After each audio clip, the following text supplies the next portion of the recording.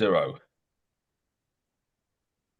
Hey everyone, thanks for coming back again. We're on Ken Shoulders number 52, and today we're going to go through some of the Stavati history that I have and some of the screenshots that I got from Stavati that kind of further sort of clarify what subquantum kinetics is and how it relates to all of this stuff. And I think we're going to have Chip read for the most part, and I'll just kind of jump in every once in a while and make a comment or two. So I think the first one is I'll just talk about this one, Chip.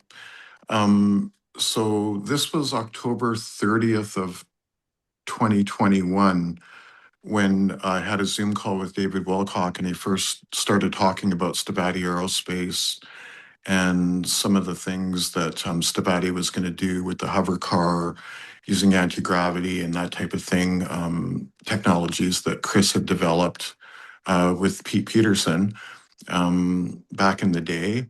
So originally, David Wilcock, before he got his security clearance, when he became part of the Stavati team, because he's the director of advanced research there, he used to text me.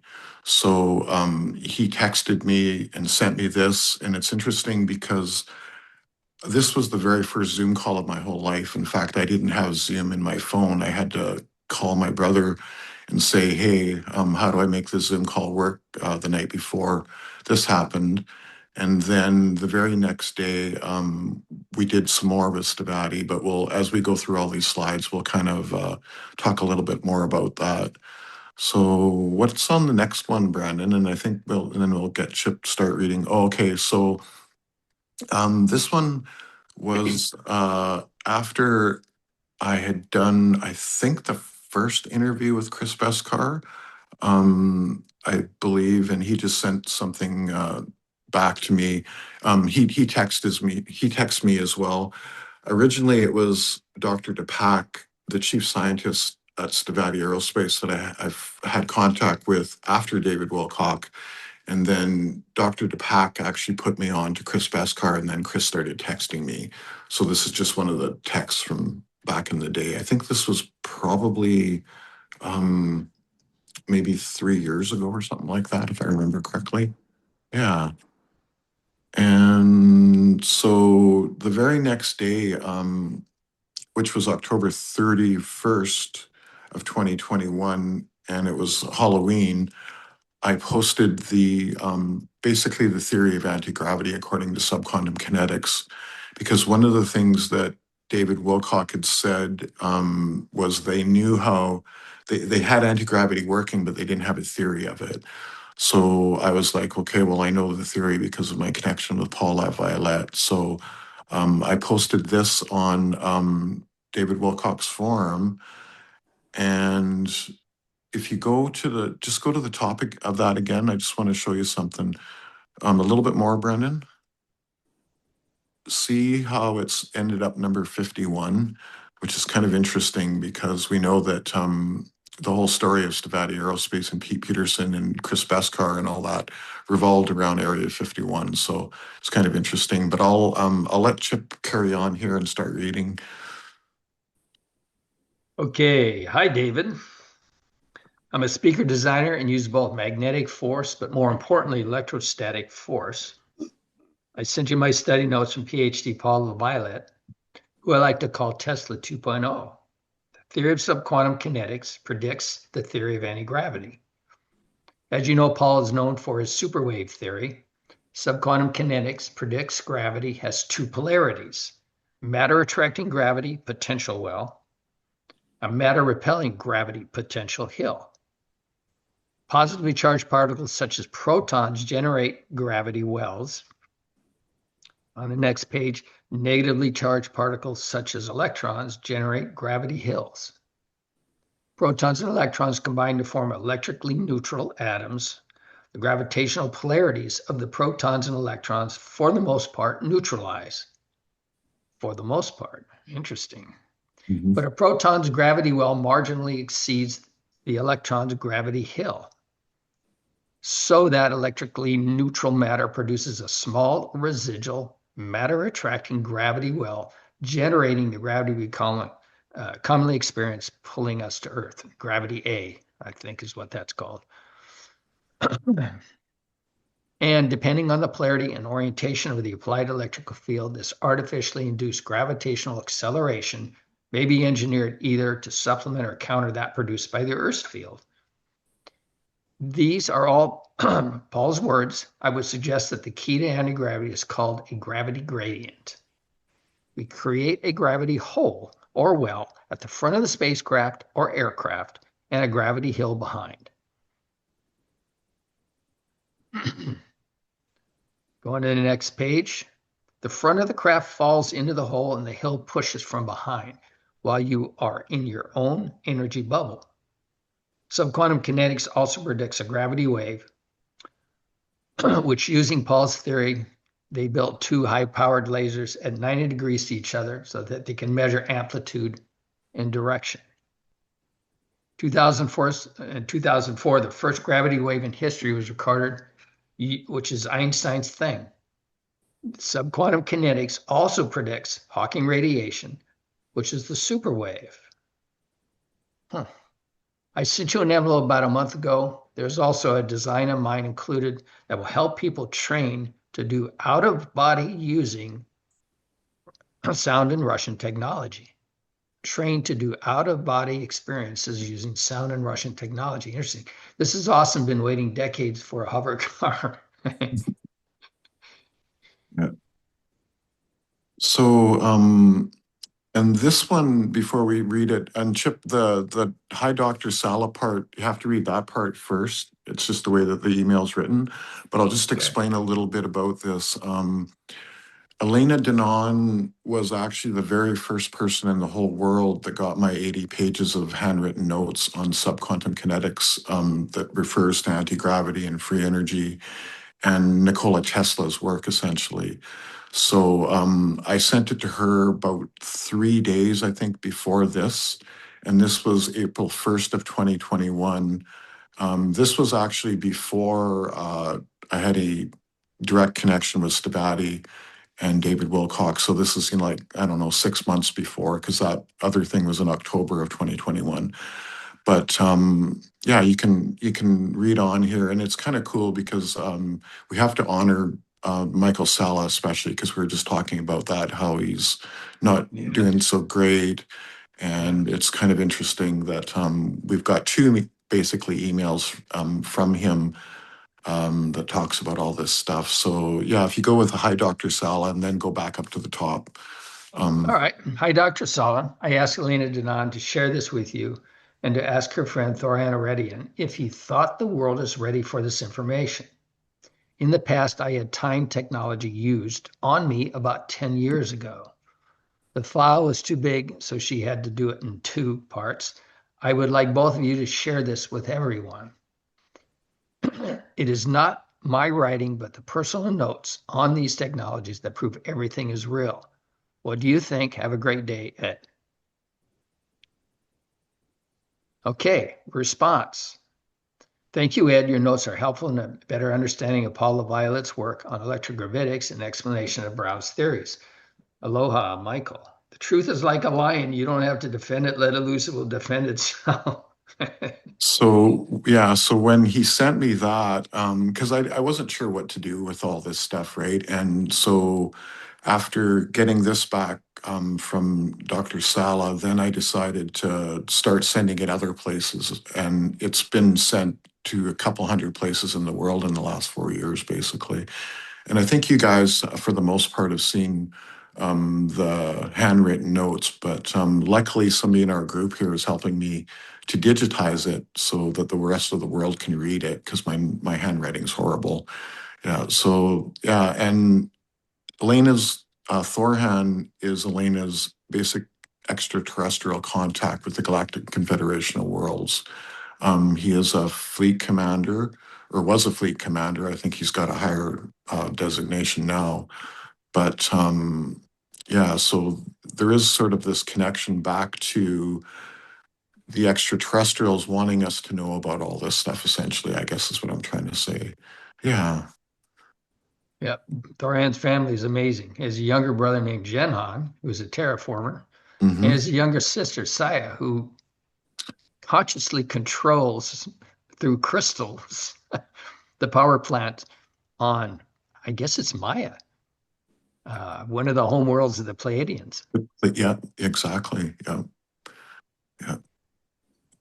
So on the next one, this is really cool too. So this is more talking about the Rockwell space chart. And so William, like we'll talk a little bit about William Tompkins, because William Tompkins designed the Rockwell space chart. He started in 1952, which is the chemical rocket program. But William Tompkins also designed the anti-gravity SSP secret space program called Solar Warden. So he's responsible for both. And there's a few other things too. William Tompkins also basically designed NORAD. He designed Cheyenne Mountain. He designed the Goddard Flight Center in Houston. He designed the vertical assembly building. He was the section engineering chief of uh, the top part of the rocket that went to the moon with the lander and all that. That was his baby. He saw the live feed. So I believe this was, yeah, sort of in the same time period, 2021, where I know Frank Chili, he asked me on the Jeff Rentz radio show. And of course, Frank and Dr. Sala and Dr. Robert Wood all knew William Tompkins personally, as did David Wilcock as well, too, right? I did ask Chris Beskar once if he had ever met Tompkins, and he said he hadn't. So, but yeah, you can go ahead. Sorry, Chip. All right, so this is a an email from Michael Sala to Ed in June of 2021 regarding the Rockwell space chart that Ed has provided. Thanks, Ed, for sharing. It does look like the Rockwell chart is being implemented using rocket technologies by companies such as SpaceX. A good cover, very important comment, for Hmm. what was really done with anti-gravity tech, where humanity already has space colonies in nearby systems. You can Star purchase my systems. books at my website. Yeah, and then there's the same, the truth is like a line. You don't have to defend it. He put that on there again, which is Yeah. kind of cool, right? Yeah. So, and all the best respect for Dr. Sala. So, I think there was something at the bottom there too. I can't remember what it says there. That's what Hi, you Dr. wrote Sala. in. Yeah, that's yeah. Yeah. I love the quote you gave me. I'm sure you already have this. When William Tompkins passed away, his best friend Frank Chili was allowed to release the Rockwell space chart. It went to a good friend of mine. Then he sent it to me. I understand the original version one is on the large wall at the Pentagon. In his book, he talks about 72 alien projects and how von Braun was not in charge. Yeah. Really? Yeah. Huh. Dr. DeBus and William Tompkins are the pioneers. Very cool. Thank you for all your knowledge and order my book. Okay. So one thing about Dr. DeBus, I mean, I've read Tompkins' books and I've had a lot of contact with, well, six people that knew him personally, but I didn't know who the whole story about Dr. DeBus until I asked Frank Chili one day. I said, so who was he? And basically, Dr. DeBus was the man that ran the German secret space program at Peenemünde. And he was brought over with Werner von Braun. Von Braun was made the poster boy, I call it, of NASA. But the man that actually ran NASA was Dr. DeBus, essentially. So this is all part of Project Paperclip coming in and them basically doing all that stuff. So it's really interesting when you learn the whole story of William Tompkins, especially. He is the rock star, and there is a couple things on my channel about William Tompkins, and the second William Tompkins one that we did, Lacey and I did it. We found out that Tompkins is still alive, essentially, because Frank Chili told me that 2 days, he went to Tompkins' funeral. Frank Chili knew Tompkins probably the best of all the people. And Frank went to Tompkins' funeral. And 2 days after Tompkins' funeral, Tompkins texted Frank twice. And I asked Frank, I said, could I see those texts or could you tell me what they said? And he never did. But basically, the whole moral of the story is that they had developed life regression technologies and Tompkins used those. So this one here is kind of cool too, because this is Dr. Robert Wood, the main editor of Selected by Extraterrestrials, which Oh, is Tompkins' memoirs, basically. yeah. Yeah. So Eddie, I guess this is from Dr. Who is this from? This is from Dr. Robert Wood. It is from Dr. Wood. Okay, very Yeah, good. to me, yeah. Eddie, I want to thank you very much for the remarkable friendships and relationships that you have with those involved in my hunt for the truth. Prolov's book is a unique discussion of 35 chapters exploring not well-known phenomena. I sure wish I had the 131 figures that accompany his words. Frank Chili and Michael Saul are two of my current contacts. I'm so glad you gave me this package. Bob Wood. And his son has that UFO AI project running, right? Yeah, exactly. Yeah. And if you look at Ken Shoulders number 35, you will see his son, Dr. Ryan Wood, in this group, essentially. We did a Yeah. recording with him. And what had happened was I had an address, so I sent this package off that was the 80 pages of my notes that I was talking about before and some information on Stavati, and also Carmen, who's in our group. She knows Alexander Froloff, and she asked me to have a look at New Aerospace Technologies, a book written by Alexander Froloff, who's the former owner of the Faraday Laboratory in St. Petersburg, Russia. And the reason why she asked, I think mostly was to see how subquantum kinetics and ether physics connected with all of this, and it absolutely does. That book, Neurospace Technologies, is probably the best ether physics book that has ever been written. And there's also 100 years worth of Russian researchers' stuff in there, including Kozyrev, one of my favorite Russian scientists, and a whole bunch of other people. So that's what Dr. Robert Wood is talking about here. And I did get him those accompanying figures as well, so that he got to see it. And unfortunately, and I did talk to Dr. Wood a couple times on the phone, but since then he's passed away, right? So it's a real honor to actually have contact with him and stuff. Yeah. So I had a question. Is yeah, he the same Robert Wood that has the patent on a ZPE battery based on the Casimir effect? Is it the same guy? I don't think so. Actually, no, no, I don't think so. Dr. Robert Wood actually worked at Douglas Aircraft Company during the same time that Tompkins did. And Dr. Wood told me that Dr. Wood had a PhD in aeronautics. And Dr. Wood told me that he was in a special think tank, a secret think tank, but he was not in the top secret think tank that Tompkins was in.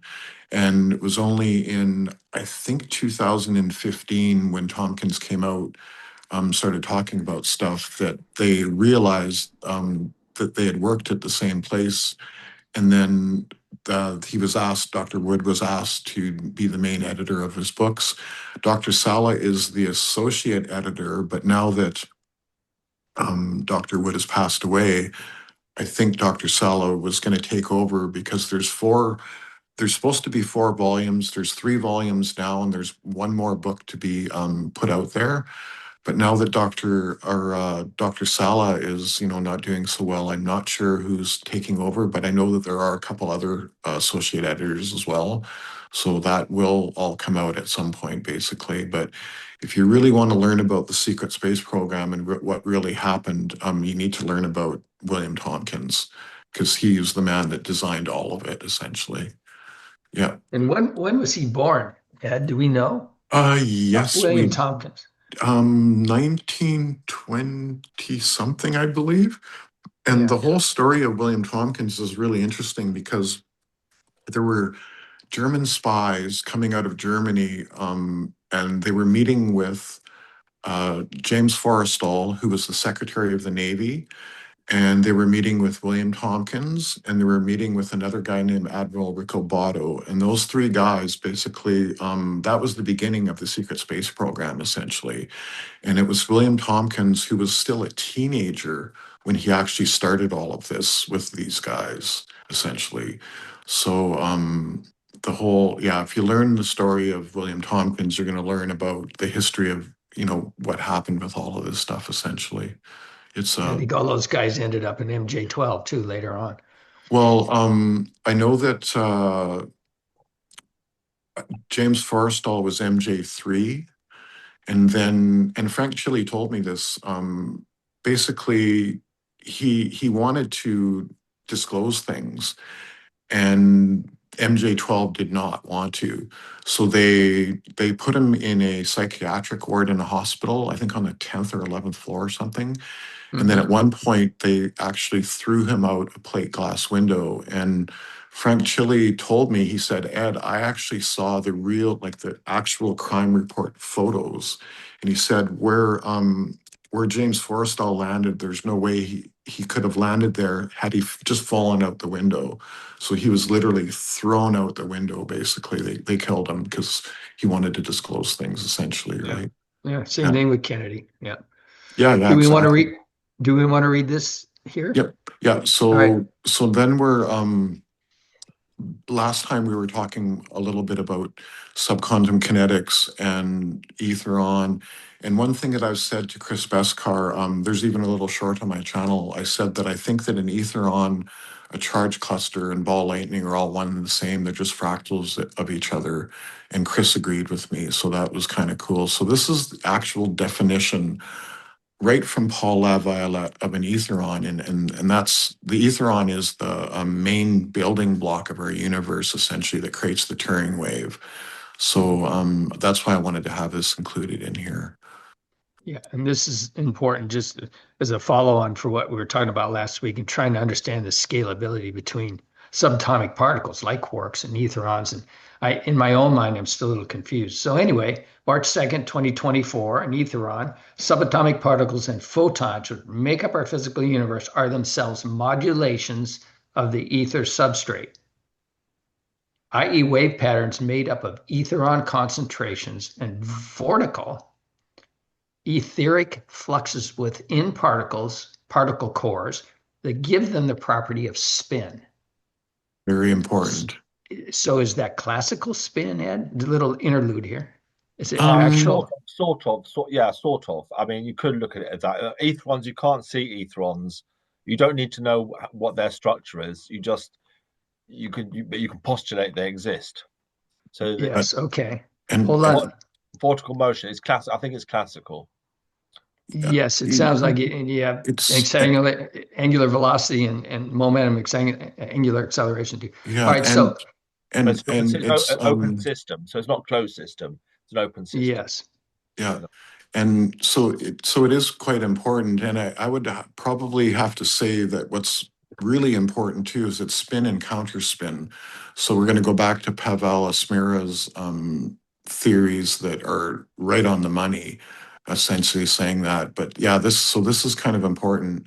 But this next line is the part that is the most important, right? So if we regard etherons as conscious entities for physical form in sub quantum kinetics is merely a manifestation of an epiphenomenon generated continually by ether flux. Let's reread that. Yeah. We're considering a postulate etherons as conscious entities, conscious agents, okay, Yep. for Yep. physical form. In subquantum kinetics, it is merely a manifestation of an epiphenomenon generated continually by ether flux. Yeah. So I didn't know what epiphenomenon meant exactly, so I wrote it out just so that. A secondary effect or byproduct emergent that rises from but does not causally influence a process. Yeah. Emergent. So what you said, Chip, basically is correct. They're the conscious agent that that basically makes everything happen. And we know from someone else that's in one of the subquantum kinetics groups, who's a chemist, that he says that the chemical bonds are actually etherons. So as we move up the fractal scale, etherons are doing their job as we move up, but it all comes to the fact that they are conscious. So where does that begin? It begins with the etheron. Well, I had a question on that because Yeah, it's a question on scale. We have these entities down at well below the Planck length, what 10 to the minus 65, yeah, exponent around 65, and so clearly they're supposed to be the building blocks way down, right? We're postulating they exist. We put them so far down, you have a lot of room for making structure, right? yeah, Vortices, everything else. And then the consciousness, I would think, arises from whatever gets made from these guys, or as Paul implying a single individual etheron itself is a consciousness entity. What was the that's, phrase? Well, the epiphenomenon is something that arises. What was that phrase again? That the etherons themselves, as an individual, yeah, has consciousness as an individual piece. Well, that's kind of an inside out.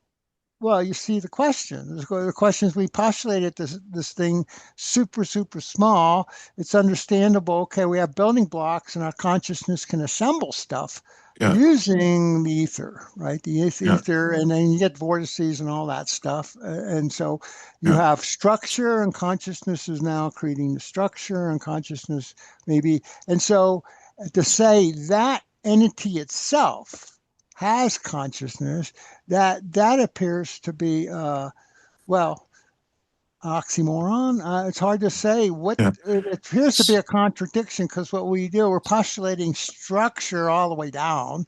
yeah. We postulate a So fundamental thing. Finally, we get to the fundamental thing we call an etheron, but at way higher scales, the structure exists that we'll see is even a vacuum fluctuation is what 20 orders of magnitude bigger than the etheron.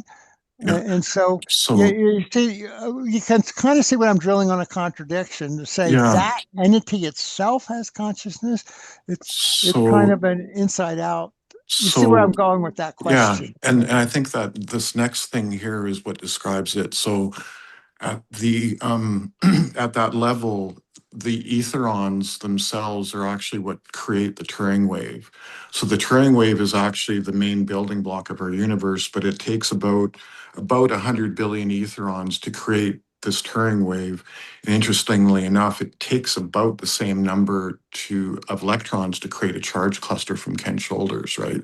So there seems to be some fractality moving up the scale again, but this essentially is the Turing wave, and this is all from Paul Laviolette's work again, right?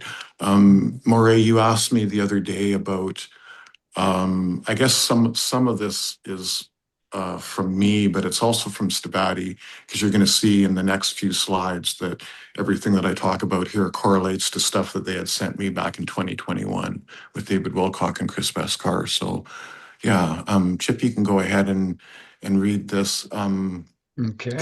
This is the main building block of our universe right here. So the Turing wave is a dodecahedron, a standing wave pattern that inverts on itself and vibrates between space-time, 3 dimensions of space and 1 dimension of time, and time-space, which is 3 dimensions of time and 1 dimension of space. Everything in our universe emanates from a single point, which is the Turing wave. So the thing about the Turing wave that you have to understand is because it's the main building block, um, when it when it the etherons basically come out of time space into space time, create the Turing wave, and then they disappear again. And they go back and forth like this. And every time they do that and create this Turing wave pattern, that is the blinking universe, essentially. So every time it does that, the Akashic record or history, if you want to call it that, is actually recorded by that. So it's Rewrite actually, memory. Yeah. I had a and it's the question. Turing So wave. we made so the Turing wave is comprised of these real tiny etherons, and now we made a structure, a duodecon standing wave. So we made a structure.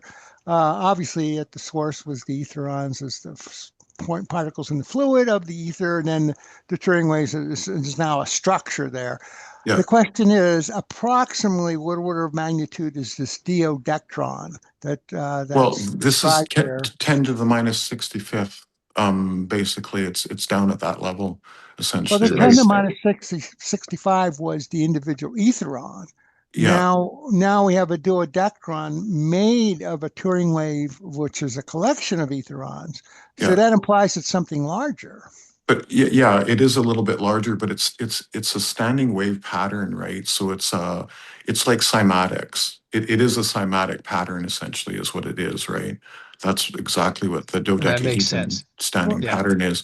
And the reason why the dodecahedron is a pentagon that has 12 sides, essentially, right? It's got a pentagon in each side, but there's 12 of them.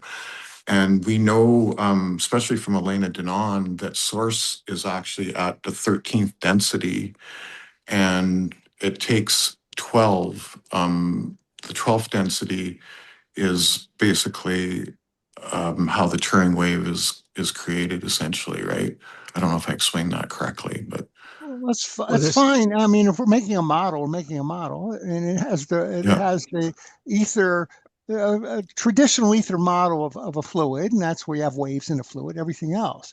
So my question was a matter of scale. The fluid happens to be comprised of these individual particles that are so far down spectrum in size that we can't detect them or anything else like that for an individual one, but Yeah. clearly a huge collection of them go into making this the ether fluid or the ether itself, which is the malleable part. That's the part that starts to build reality. And so you postulate this duodecon size thing that was built from the ether itself. And so when I ask approximately what order of magnitude of size would this be, 10 to the minus 30th or 10 to the minus, you gave me the number 10 to the minus 65, which takes us right back to the individual particle itself. Well, Where an yeah. answer like 10 to the So, minus 40, oh, now we have 20 orders of magnitude of these so, little guys participating in this bigger guy. so So that's the base of the question is approximate order of magnitude of this the standing wave, dodecahedron, yeah, yeah, duodecahedron. yeah. It doesn't make sense to say it is 10 to the minus 65. It's 10, so the etherons are at 10 minus 65, and then like I said, it takes about 100 billion etherons to form that Turing wave. So we could do the math basically For from there. that, right. Now it takes us, if you've said 100 billion, that's 10 to the minus 11, 10 to the 11th. So 10 to the 11th of those guys, and then the size of it would be, you just add the exponents, 10 to the 50, 65, 10 to the Minus 56. 11. Yeah, Yeah. 10 to the, so we're way below a vacuum fluctuation. Yeah, yeah, and this is all below the Planck level, right? Like we were talking about last week, essentially. That's why I kind of started bringing this stuff up this week about it. Yeah, because so Ned, this is all from subquantum kinetics from And Paul Levi. just to clarify, the Turing wave is an organized set of etherons, essentially. Yep, Okay. exactly. Yep. So it basically again It's the another name etherons for come solid. out of time space, so they're actually non-local, and they come into our reality. They form the Turing wave very quickly, and then it dissipates and disappears again, and then it But just does that over and over again, Chris, the essentially, right? Turing wave and the soliton, it's just another name for the soliton particle. Absolutely, Brendan. That's a Oh, okay. Thank you, great Brendan. point. Yeah, yeah, yeah. It is a soliton. Yeah, yeah. so could Gotcha. you let me spitball an idea here, kind of build off what Moray is asking about. Um, if we call the etherons themselves conscious agents, they are, they need to be conflated. They're not active consciousness until they are structured as a dodecahedron and into a Turing wave. And now that wave is moving everything in the universe has to move before time makes any sense at all. If it ain't moving, there is no time. Yeah. And if once time is moving and has a path and is coherent, space emerges. We just talked about emergence a minute ago, along with matter and energy and everything else. So maybe the etherons are conscious agents waiting to be conflated, amalgamated, accreted, whatever, as a structured pattern. And a pattern is what? By definition, information. Yeah. Now we have the engine room in the universe running. We have created consciousness from conscious agents, Yep. and we have created patterns and information is self-introspective. Yeah. It is looking back on itself as, a few folks would say this is the essence of the holographic universe, Leonard Susskind, etc. Yeah. So very interesting. Yeah. And I still struggle with the scalability a little bit, that 10 to the 65th to get back up to Planck, 10 to the 30th range, and then try to do something to conflate standard model physics of particle physics, of subatomic particles with electrons and protons, etc., quarks, electrons, protons, and try to make sense of this fractalization. And so one of the things too why I brought this up, and you'll see that's in the next slides, is this Turing wave is continually going back and forth, and it is the main building block. So this is a slide from Stavati, essentially from like 4 years ago. Before we leave, can I ask one more question? Yeah. The idea of that structured duodecahedron was that Paul's idea, or is that you have your name on it? Was that your idea, Ed? That's partly, I guess that's where I come in. Yeah, that's partly the dodecahedron part is mine. And I actually have the dodecahedron.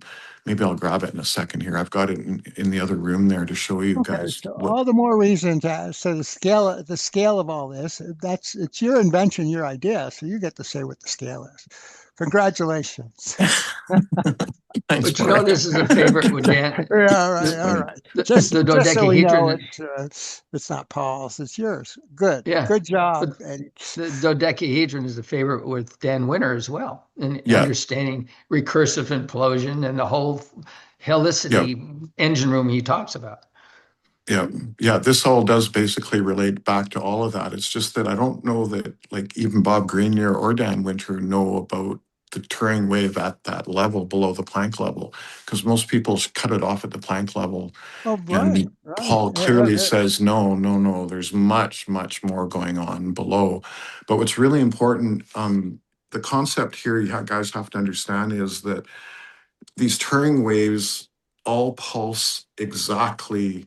Every single thing in our entire universe has this Turing wave as the building block, and it pulses at exactly the same rate. And so now if you change the rate of that pulsation, now you're actually talking about time travel and interdimensional travel, and that's what these next slides are going to talk about. And Eddie, where did you get the dodecahedron idea from? That partly came from listening to Elena. Partly came from, believe it or not, some meditations that Chip and I and another group had done, where I'm able to go down and meditate at the Turing wave level, so I'm able to see it basically. I guess mainly from Elena Dana, but also from your meditations as well. Yeah, I think the big part of where did she get it from? Does she know where she got it from? Yeah, that comes from Ia. Elena has she can go on board the Nibiru, which is Ia's ship. It's and there's a private library of Ia, and Elena's into that private library. And basically the clue is that source is at the 13th density. So it's like an esoteric, it comes from esoterica sort of as well. Well, I mean, if you really want to say it in one way or the other, you could say that it comes from the Galactic Confederation of Worlds and the Intergalactic Confederation also, right? That's where ultimately this information comes from, but it comes from Ia's private library, right? And I've I've been very fortunate to have contact with Elena a whole bunch of times, especially back in the beginning. And that's where some of this stuff came from. Yeah.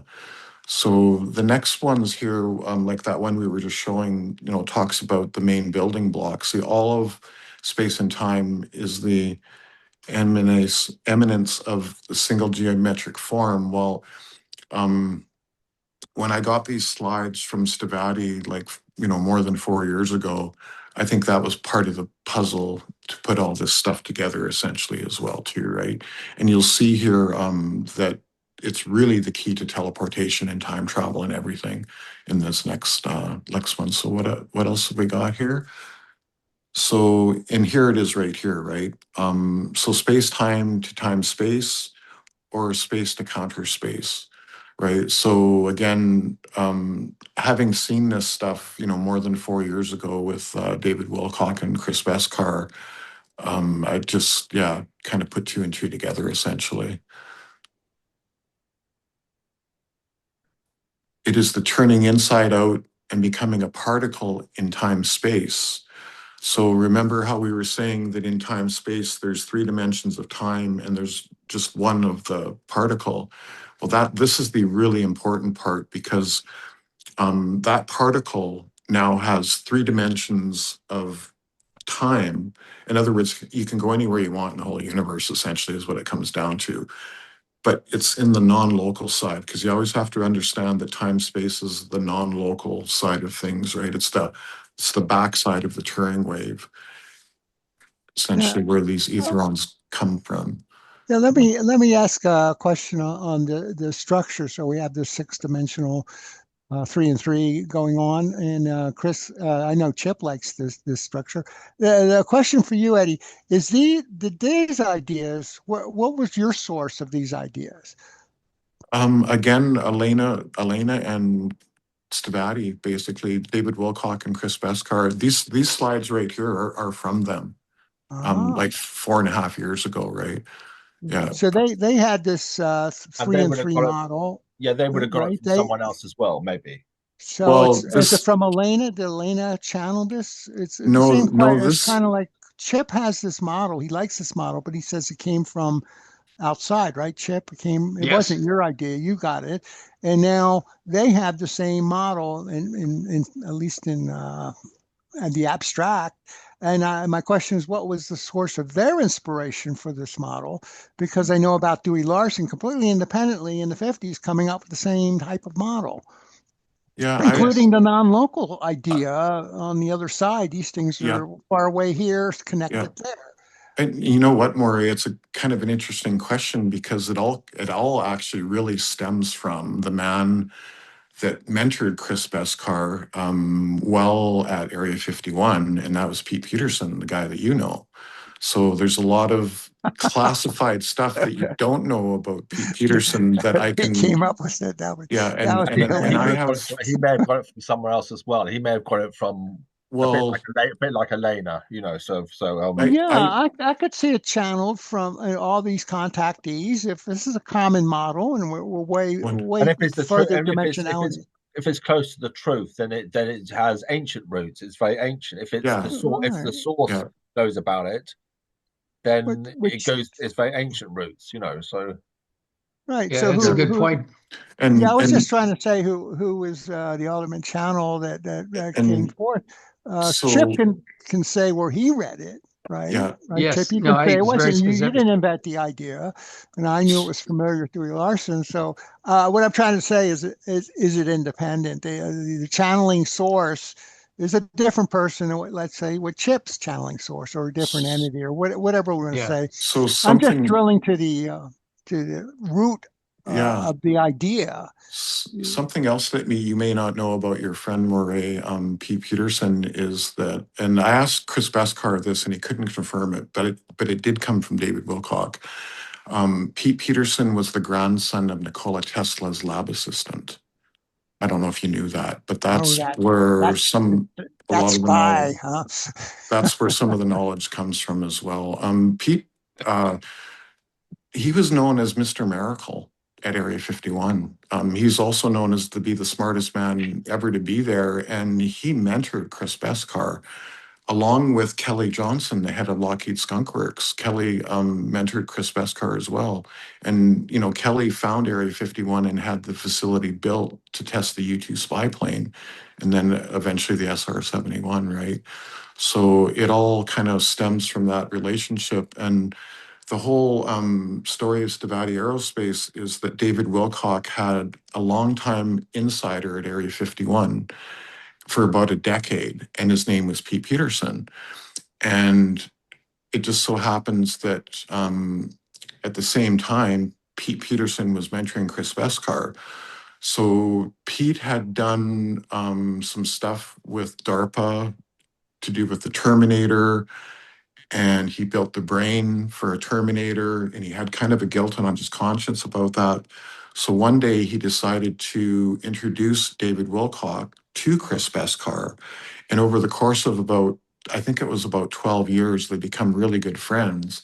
And then in 2021 is when I got involved with all of them, basically, and that's sort of where these slides come from and whatnot. I have over 10 hours of information from David Wilcock and Chris Beskar that talk about all of this stuff that is in a portal, a Stavati portal that I have access to. So that's where these slides actually came from back in the day. Yeah. You know, if we step back for just a moment to expand a little bit on what Moray is asking, at the heart of this, you know, ether physics, hyperdimensional physics, is a complete inability to falsify anything, is a complete inability to do any experiments. And so why is it, Moray is asking, these ideas pop up in individuals' mind in nuggets, if you will, over a period of particularly the last 150 years? Yeah. The only consensus of reality that we have is that similar people with similar drive and interest are saying similar things. Pete Peterson did not ever, I would offer, fully understand how any of this worked. Yet he comes out with some amazing theories that we work with. And along comes William Tompkins, and he's saying similar things. We're trying to connect the dots. Hmm. So Yeah. for us, at this stage, as a third dimensional species, we are spitballing the hell out of all of this. And yet, even having said that, I would offer that there are 11th, 12th dimensional beings in this universe that still don't fully understand all the details. Yeah. And that the rest is left for source. Yeah. And Chip, I'll You know my just, position. I hate I'll- to just surrender and say, Source, thank you, but yeah, my God I'll- damn it, that appears to be the case. I'll go back and just clarify one thing. You said dimension, it's density. It's 11 or 12 densities. We are all in one dimension. This whole entire universe is in one dimension, essentially. And that's kind of my pet peeve, because when you get that stuff mixed up, then you don't understand the densities. And that density is what led to a better understanding of the Turing wave and the fact that source was at 13 and this dodecahedron pattern was at 12, essentially, right? Yeah. Here's something else. In the Anunnaki universe that Ea came from, source is at 16. So 16th density. So the geometry of the Anunnaki universe has got 15 in it. It's not 12, it's got 15. So it's not a dodecahedron, it's going to be another geometry, essentially, that Turing wave is. And all that Turing wave really is just a frequency, because that's all that a cymatic pattern is, right? It's just a frequency. So that's where we really have to make sure that we get the density and dimension thing kind of straightened out to have a better understanding of how all this works. It reminds me of zero-dimensional Zen chess. Zen hates ego games. So you just imagine zero-dimensional Zen chess. Yeah, you know, the point is, that is not what Elena has documented. She is very specific about documenting density levels within dimensions. A dimension is a realm. It's a rate of time passage. It's a rate of inertia, a whole lot of other things besides the foundational frequency. I'm going to stick with dimensions, and I'm going to break it out in gradients based on frequency, which is the core of everything. Yeah. So anyway, and that's what I get told. So neither here nor there, the vocabulary aside, at this core of this engine room is a Turing wave that's creating an informational pattern at terahertz frequencies, and it is reciprocating.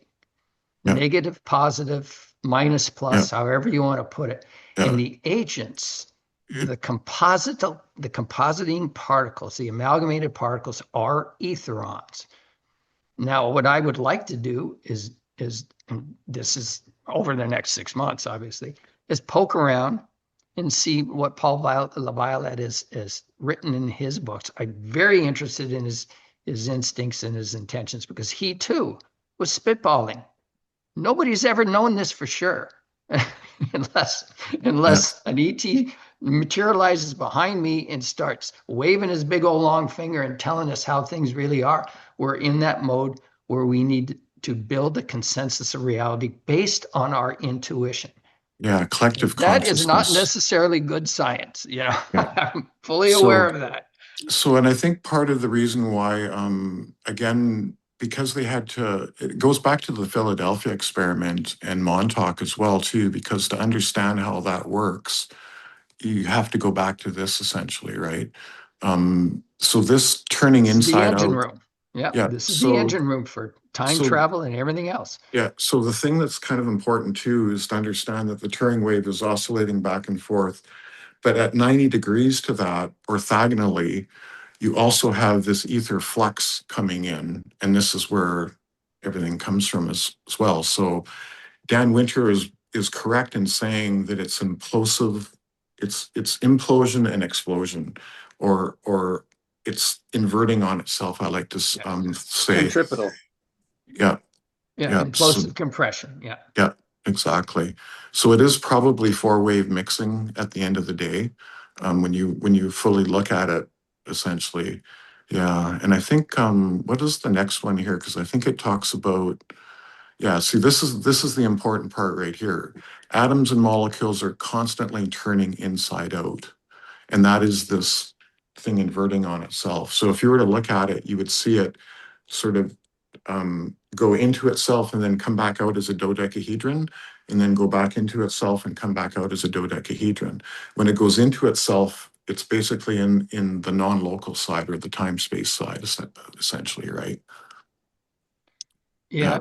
And so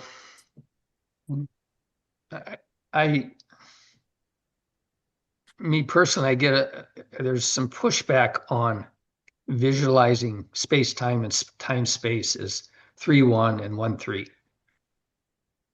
At terahertz frequencies, it's all six-dimensional.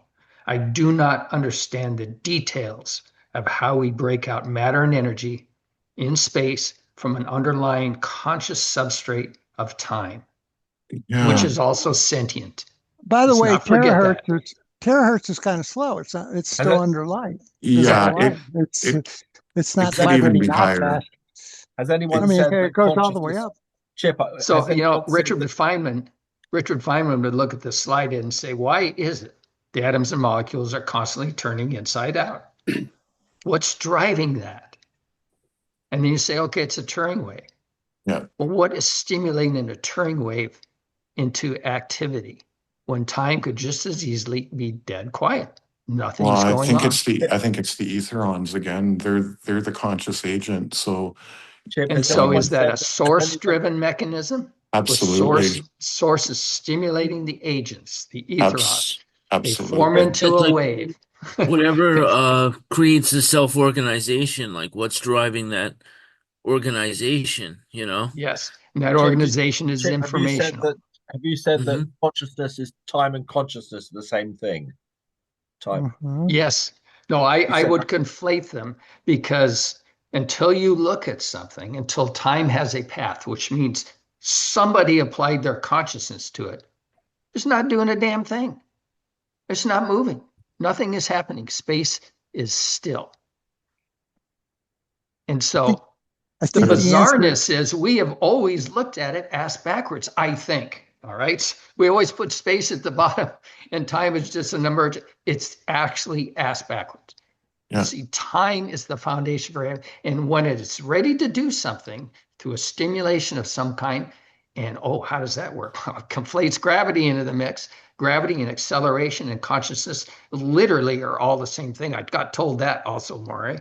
And so this whole thing sitting Well, there quiet until everything something is thinks consciousness. about it. So everything is that's consciousness or something. Everything well is that pure consciousness. Well, there yeah, you it go. is. That flashed to me That's too. When you asked the question, my answer to flashed in. What's the source? Who's doing this? And what Yes. flashed in? We are. mhm, And, mhm. and that And it maps seemed, to the two things I linked out, sent this morning. yeah. That somehow when we're doing these quantum experiments and starting to see, oh my gosh, it looks like they're brainwaves. What is it? What's the source of all this? And the same thing flash. It's us. We're looking at a mirror. Yes. And we get to, it's like we got to be put together in a playpen to learn to be gods. And we get to Well, play any way we want. And if we tangle things up, so be it. It's not an easy game to play. And so all these ideas flashed to me this morning, just this morning. Yeah. yeah. Although I remember reading this type of thing in the Seth material back in the 70s Yeah. when that first came out. I've read And that I too. thought, Yeah. and I said it's coming like full circle. We need to we're learning to get our act together, and we only have so much power as individuals. But as you pointed out, as we team up coherently as a group line, all of a sudden we reach a certain maturity that makes it easier for others to join in, Yeah. and we are becoming beings that can make help make the reality in a very coherent, safe way. I was And finding the and these thing that's gone. I I always think find the that thing. I think the thing that I always find the thing that solved nearly every problem can eventually be solved by just the present moment. Meditation in the present moment, Zen meditation in the present moment. So nearly every problem that comes, that something comes along, you get stuck. Every time it's the present moment which solves it. But you know, Brendan, that's a good point because the only solace I get lately over the last maybe 6 months and thinking about things like this is that I realize I am source. I'm a fractal of source. I we don't all have to are. go ask for the Exactly. magic barbecue sauce to That's right. figure out what the hell we're doing. I Exactly. co-create. I am Yeah. part of it. And maybe ultimately that's the answer to everything, Moray, right? It We is. are source. We're And all then I got my fractals of guides. source. Yeah. I got my guides and telling we're me how powerful we are. And what does that mean? Well, maybe at the essence and the design of our DNA, according to Dan Winter, 7 imaginary, five practical aspects, 12 stranded DNA that is dodecahedral in structure. And what is this? Sacred geometry, apparently, at the fucking Turing wave level. So we would appear to be plugged into the Turing wave by definition, baked into our DNA. Thank the LTNs for that. Yeah, Elena, who's and an LTN. I think we're learning to sense team with each other to make a coherent It- reality that, that takes us into greater dimensionality. At the moment, as individuals, we can't conceive because yeah, it's beyond our consciousness. But we're to mature into experiencing that consciousness and then having sentience at a whole different level of dimensionality. So the analogy was it's the difference between the sentience of a single skin cell participating in what we are, what it knows versus what our brains know for this reality. yeah, That's the analogy that was used in the global brain by Peter Russell. He says the new group mind that we are evolving into coherently will have an awareness that is at a completely different level that we as individuals can't conceive. That yeah, was the analogy. It's like a skin cell trying to conceive of where our consciousness conceives. yeah, And so we're heading into that, and we get to choose to do it. It was part of we have to do it for ourselves. Yeah, and We have to birth to this greater consciousness. yeah, Uh, and what you and said about coherence is really important because it's our collective consciousness that is allowing this information to be released out into reality essentially so that we can understand. So this is the basis of teleportation and time travel. So this again is a slide from Stavati, basically saying that this is why we're able to teleport and time travel is because of that three dimensions of time in time space where you can go any direction that you want essentially. But they That's are the proposing key. this, right? They're proposing this said without an underlying theory of how it works, correct? Does Chris Well, Beskar, to this day, does he understand it? he does, but remember, he's in classified programs where he can only Right. say so much. So that's why I was gifted this, if you wanted to say it that way, Yeah. to allow people to show it to the to everyone at some point here, essentially, right? Yeah, but I think that he does have a very very good understanding of exactly how it all works. It's just that he's not able to come out and say it in the public, essentially, right? We know that he's been shut down a couple times now in our group in interviews. They've literally interfered when he's gone to say certain things. So obviously they're watching and controlling to a certain degree what information comes out. The more classified stuff they don't want out, but they want some of it out, essentially, right? Could Yeah. we talk with him in private? Well, we Or, have, and that's I the mean, thing. could he come to Penticton? Uh I'll he buy his he was plane a, ticket he was for a in whole day sitting with Chris Beskar. he Wilcock was can come too if he wants. yeah, he was well, we actually did, and I did invite both of them to Carmen's. So yes, but Chris was in Saudi Arabia very recently, so I don't Yeah. know. Yeah, Yeah. he's working on something for the Saudis, I'm sure. But Yeah. yeah, no, we could pull Hutchinson and Greenier in, and oh my God, Yeah. what Yeah. a So this is the last slide, and I think in some ways this might be the most important one in a lot of ways because at the very bottom of this it talks about the vacuum plasma bubble sheath, oh and shit, cool. this is the mechanism that allows us to teleport and to do time travel and all of that stuff essentially, right? So this is from, again, from the slides from those guys from quite a while back. I was actually asked on the Jeff Rentz radio show because I was an expert on the Pius patents. That was one of the reasons why Frank asked me on the show, especially the Hawk. So I have tons of information that was fed to me through that Stabati portal, and this is one of them. And this might be the most important thing right here. Yeah, Does this entail something like Cal Richardson, an this is EVO, a, exactly a, how it s- works. a self-confined, a self-stable EVO bubble, a pretty significant size that this thing is within? Yeah. So That is the basically, vacuum bubble sheath they're talking about. Same thing. vacuum plasma bubble sheath. So what's important about that is it's vacuum to start out with, a negative pressure, right? But it's the thing that surrounds the ship so that, like Moray says, you can do those crazy turns without killing the occupant inside, because you're basically what this is a gravity bubble, if you want to call it that, because that's really what it is. It's a gravity bubble, right? So again, if you don't mind reading this, Chip, this is like the crux of it all right here, the vacuum plasma bubble sheath.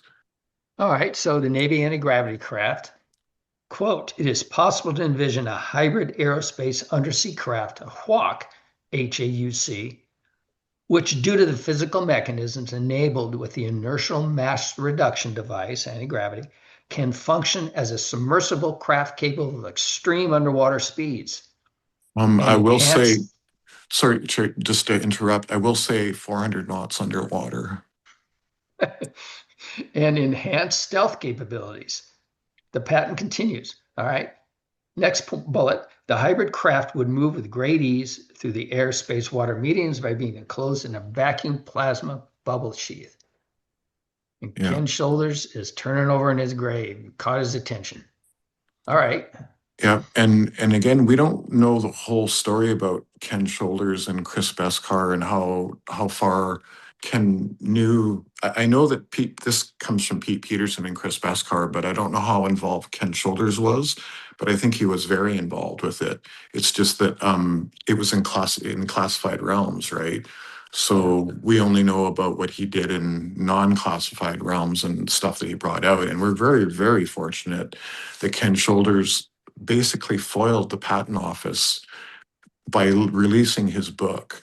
That was one of the biggest things. If it wasn't for Ken Shoulders and a few others like John Hutchison and even Chris Beskar, I mean, we wouldn't have this knowledge essentially, right? Yeah, Uh, we wouldn't be sitting here, that's for sure. William Tompkins is another one, that is directly involved. And David Wilcock knew William Tompkins very, very well because they did Above Majestic, the movie Above Majestic with Corey Goode, right?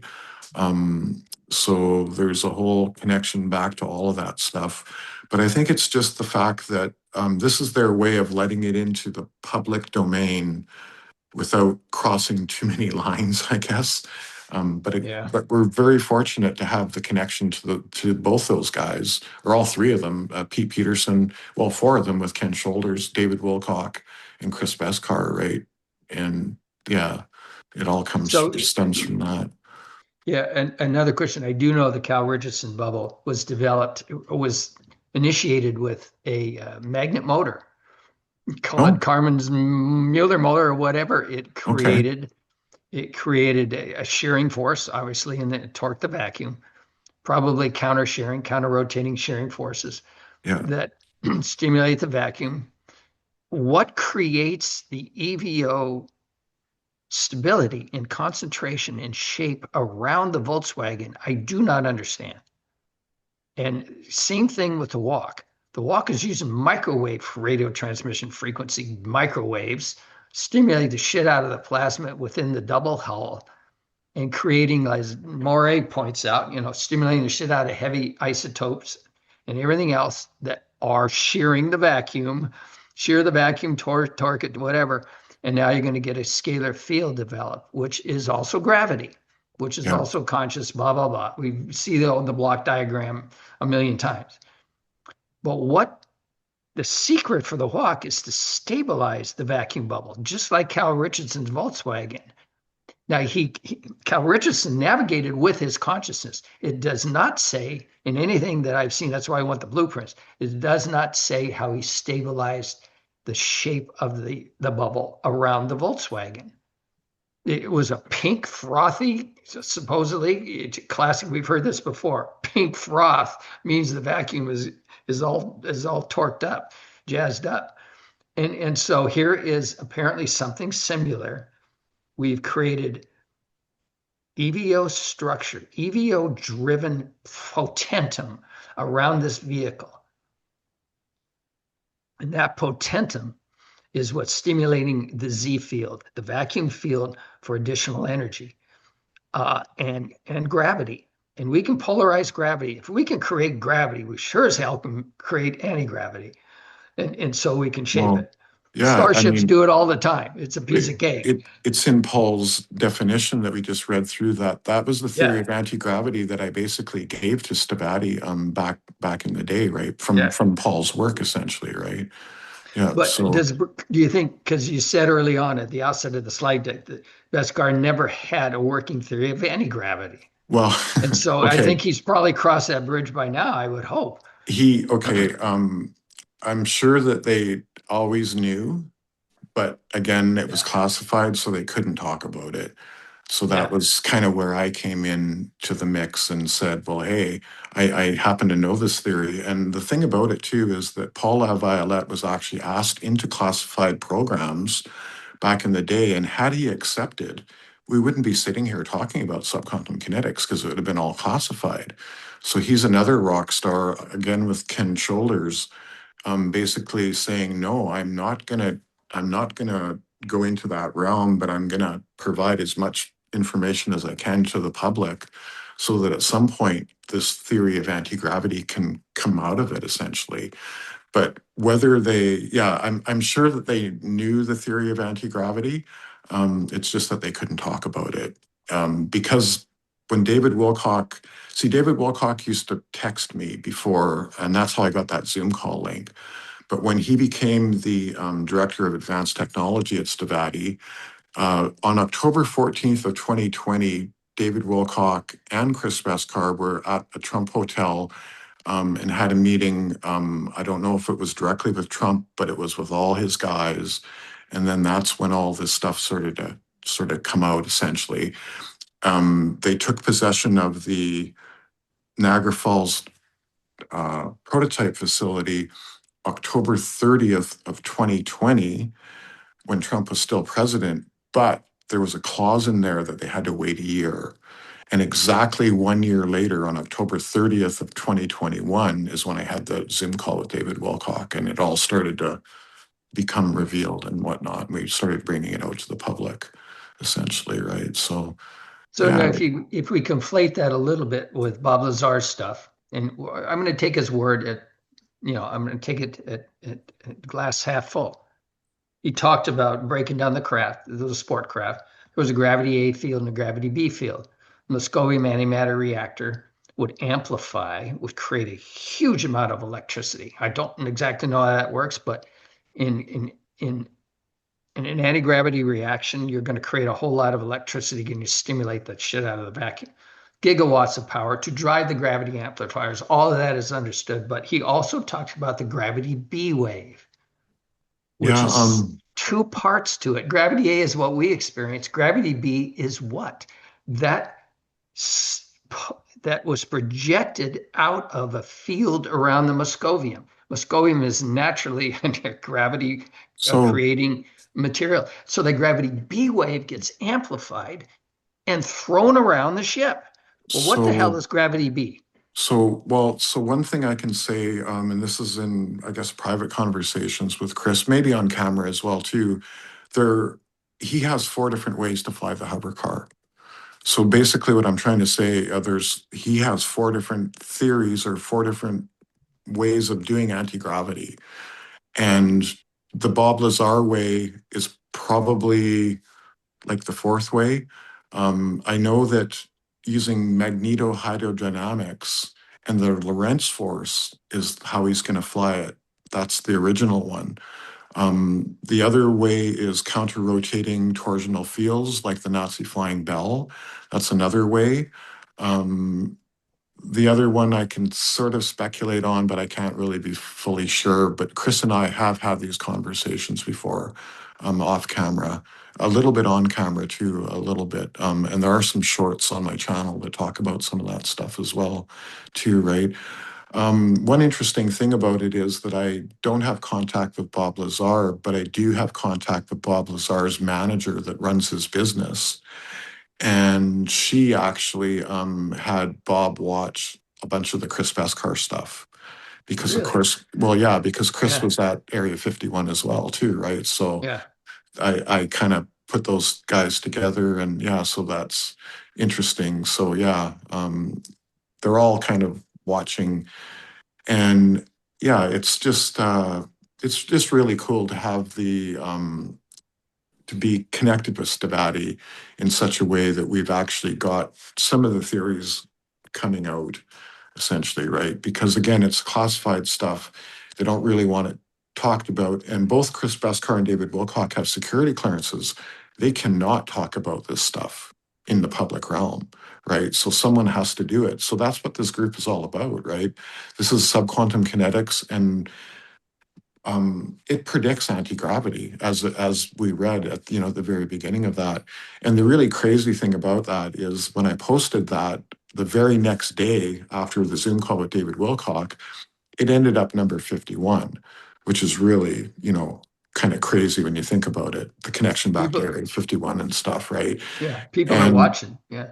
yeah, and then there's even a bit more of a connection because my best friend's father flew the U-2 and SR-71 out of Area 51, and he flew for Kelly Johnson. who, he designed the U-2 and SR-71 spy planes, found Area 1, had the facility built to test the U-2, essentially. Well, Chris Beskar was mentored by Kelly Johnson, and you can see it in his SM-39 Razor, which is a Mach 4 plus plane, which is basically the modern version of the SR-71, essentially. And yeah, he spent a lot. So Chris was very, very lucky to have Moray's friend Pete Peterson mentor him, as well as all of this stuff. So he's just a very fortunate place to be, Kelly Johnson and Pete Peterson. You could not have two better mentors ever, basically, right? So it's just really cool. Yeah, and Chris has been in this group before. I mean, we had him in the group before we actually did the fifth interview, I think it was. I can't remember anymore. We've done so many with him now, because I've done 6 interviews technically, but we also had him in the group, and we've had off-camera conversations, which are the most revealing. And, that's where a lot of the really juicy stuff comes out, essentially, right? But they have shut down Chris on camera in midst of the interviews when he's saying stuff that they didn't want him to say. So they're obviously listening, right? So there is a degree of them sort of saying, okay, yeah, you can talk about this. It's the same with John Hutchison too, right? I mean, he's allowed to kind of let his stuff out there, and he's given me John Hutchison has given me access to, like, that chart that we looked at last time that had all the frequencies on it and all of that kind of stuff, right? It's just it is disclosure, and it is a planned disclosure, I think, that again was handed over from Thorhan. Thorhan Iridian handed a physical jump drive that was big, like this, to General Van Herk, the head of NORAD, and it's always been about NORAD, right? And Space Force, because Donald Trump was actually the military commander in chief of Space Force and of NORAD. They did not give Biden the nuclear codes. And I know that because I contacted Trump April 16th of 2021. I actually contacted him before I did Paul LaViolette. Paul was actually the last person I contacted to do with those 80 pages of handwritten notes, essentially. I was like, oh, I better actually get a hold of Paul and make sure he's okay with all of this as well, too, right? And Paul, I was able to share a lot of the Stavati stuff with Paul as well too, before he passed away. So that's kind of cool as well too, right? He kind of had a better understanding of where it all came from. Yeah. So yeah, very cool, right? Lots of good stuff.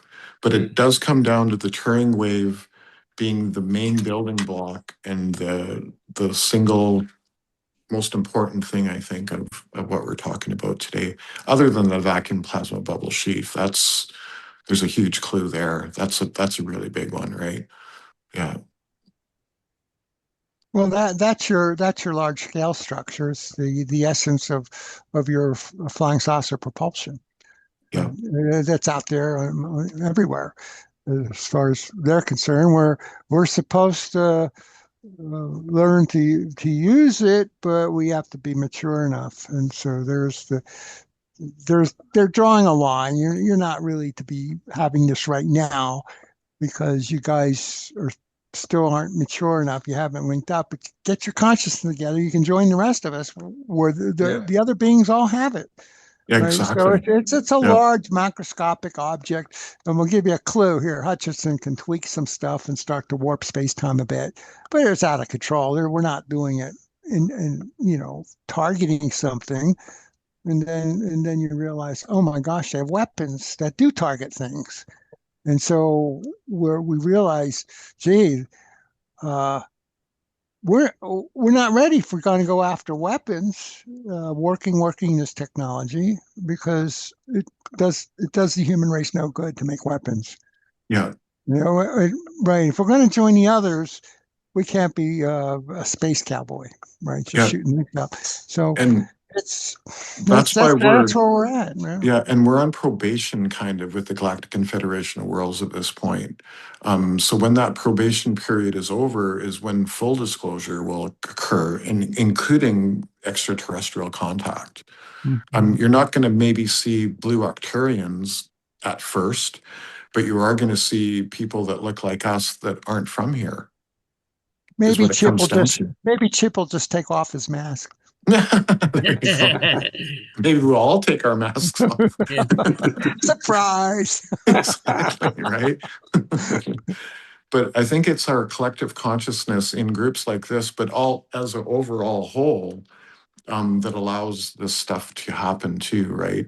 So it's really important. But at the end of the day, it's those little etherons that are the conscience agents that are actually directly connected with source. So that was a question that you had, Moray. You know, where does this come from? Well, those come directly from source, essentially, right? That's the whole gist of the theory as well, too, in my understanding of it, anyways. The Yeah. beyondness, right? Yeah, we get God, I to hate it when I hear that. The beyondness.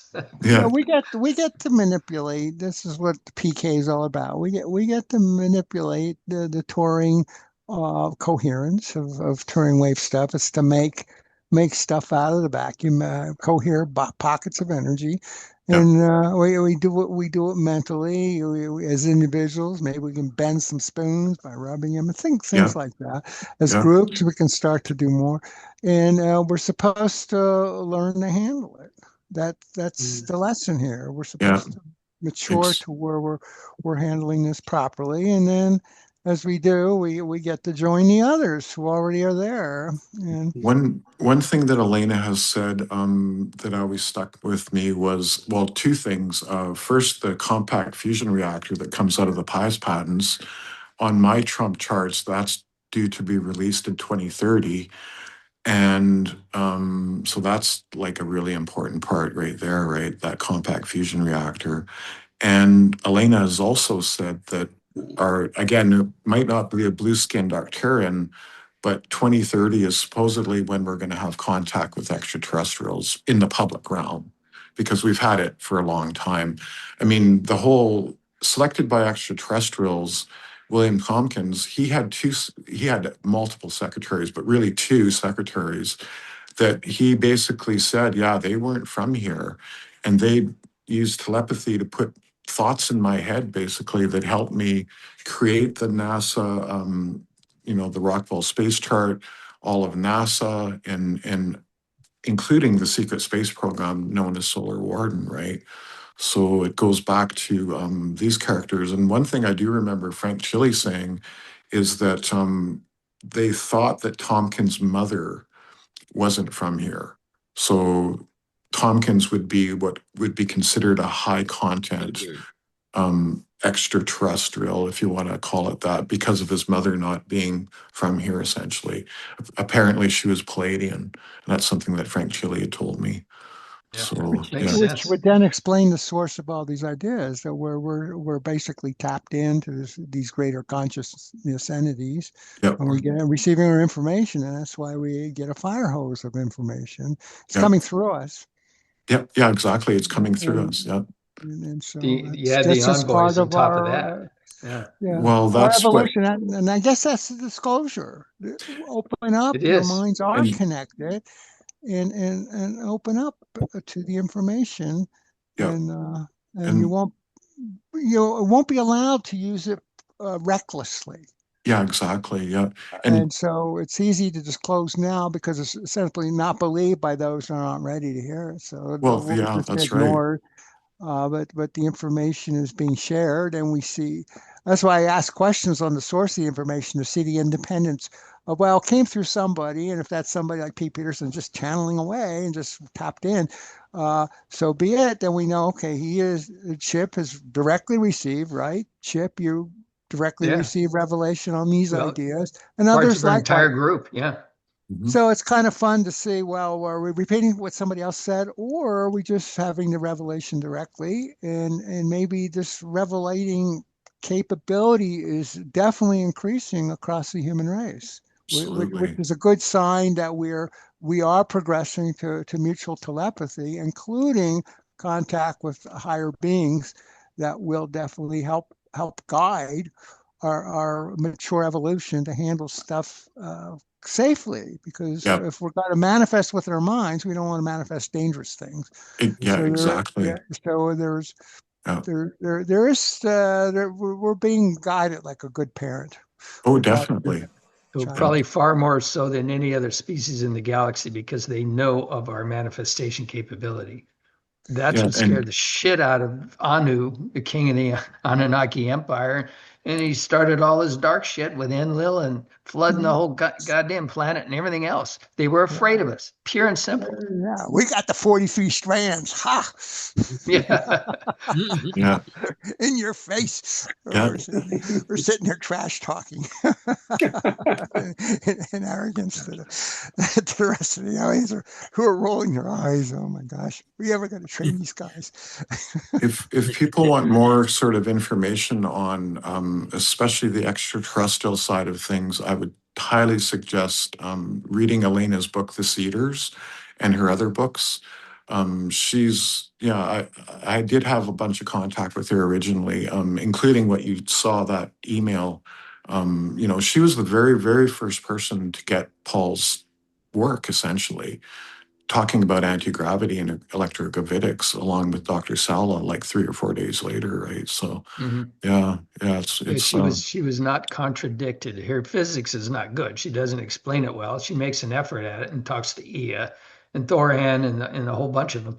But by getting it and not hearing anything negative back, that's a good thing. That says that yeah, well, the exactly. information was correct because Thoran would have corrected her, Yeah, or and Ea, probably both of them. Yeah. well, yeah, exactly, right. Yeah. Yeah. So So if you haven't bought her latest Encyclopedia Galactica, the second version, right, which go I get it. haven't. I It's haven't, yeah. $65 at Amazon. It is unbelievably cool. I started reading, I read 100 pages in an hour last night. It's Yeah, just, and it's all AI driven. She's structured these beings the best as she can with downloads from EA's library and the Federation in general, and yeah, talks about all their idiosyncrasies. It's yeah, just amazing. If yeah. you think we got problems, there is a 4 billion-year-old war still ongoing in this galaxy. 4 billion years these two have been fighting. And I'm going, holy shit, I thought we were fucked up. And it's also important to know that, like you talked about Anu, and it's important to know that that's where she comes from. She's part of the house Yeah. of She's that. Anunnaki, yeah.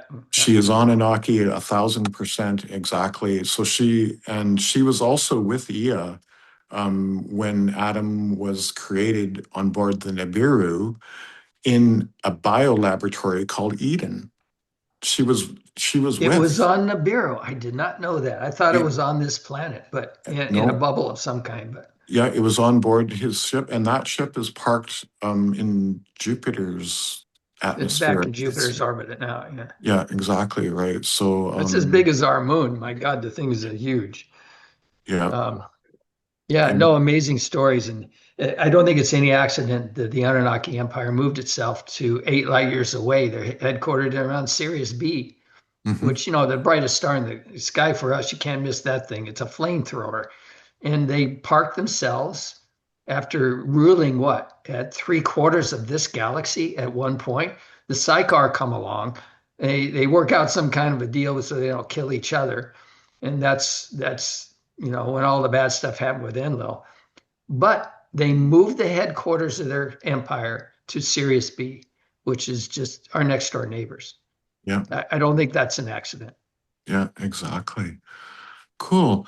All right. Well, should we shut the recording off now, or do you guys have any other Oh my comments or God, we're still questions? Or recording. I forgot about Thank you, everyone. I hope you have a wonderful rest of the day. Thank you for coming along. Cheers. Yeah, Bye. thanks.